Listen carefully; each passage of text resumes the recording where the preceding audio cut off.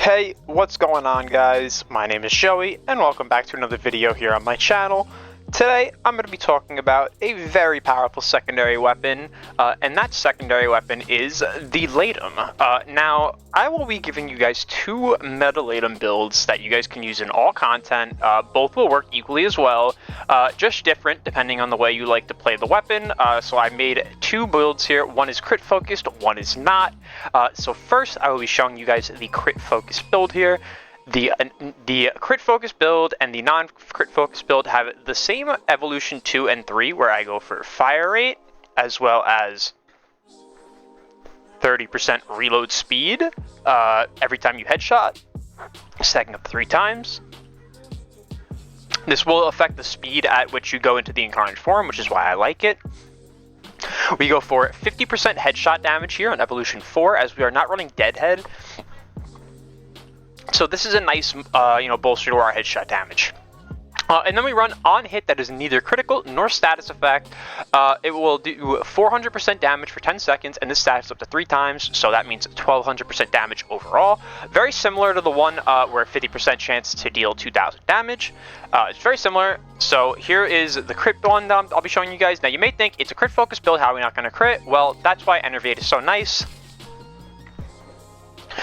We only have 22% critical chance in this build, so it's going to take us about 8 shots before we even get to guaranteed crits. So we have a very fair chance at getting the 3 stacks up, which I will be showing you guys actually is very, very easy. So what we go for here is we just go double galvanized mods. We have our diffusion, and then we have galvanized shot for our CO.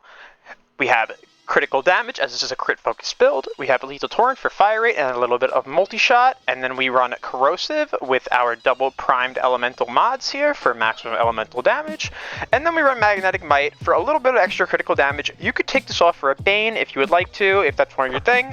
This is just like more general. You could use this with magnetic might here, both as the crit damage. It's solid. Same values in the non-incarnate and the incarnate form. So I just wanted to show you guys that. And then I have steady hands on here. I actually could put the new one on here now. Yes, so you could put prime steady hands on here. So yeah, that's this. And I will now be showing you guys the crit build.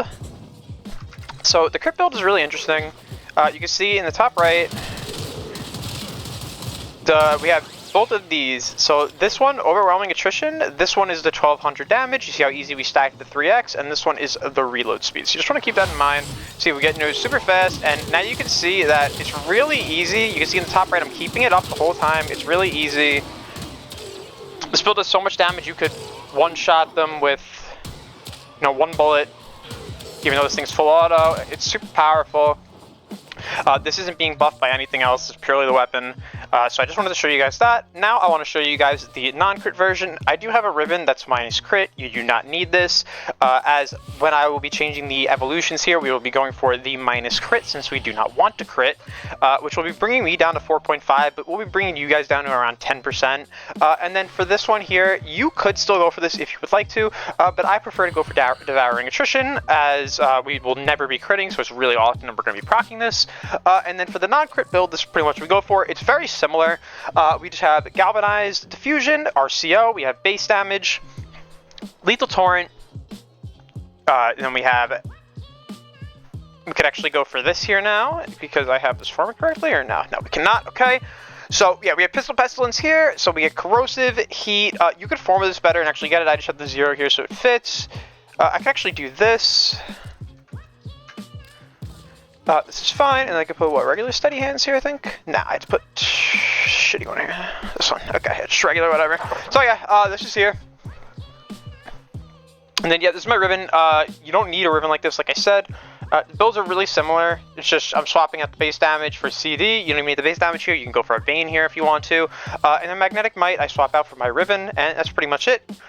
So yeah, this is the non-crit build, and now I'll be showing you the non-crit build on these enemies just so you can see this as well. Personally, I'm more of a fan of the non-crit version, though I know the crit version is getting a lot of traction. I do have secondary fortifier on here, I believe. Let me check. Yeah, I do. So if I was to go to something like Deadhead, you could just see what this weapon can do when you get that headshot multiplier bonus from Deadhead. It's just, you know, if you get that extra 2,000 damage bonus, you're just gonna pretty much kill everything. It's really, really strong. Like you can see, both of them really can do the same thing. They both can one-shot like these SP heavy gunners. And they're neither of them are banned. It's really, really strong. They're not even primed, and this one's a 2-shot kill. That one's 1. It's really, really good stuff here. Like you'll get status ticks. You know, that's why I have heat on here. You'll get nice juicy heat ticks. So yeah, these are the 2 builds. You know, let me know which gun you guys like better. Like I said, preferably for me, I like the non-crit version, though the crit version is very popular now. So let me know what you guys think. Leave a like. Thank you for watching. Please subscribe and have a wonderful day.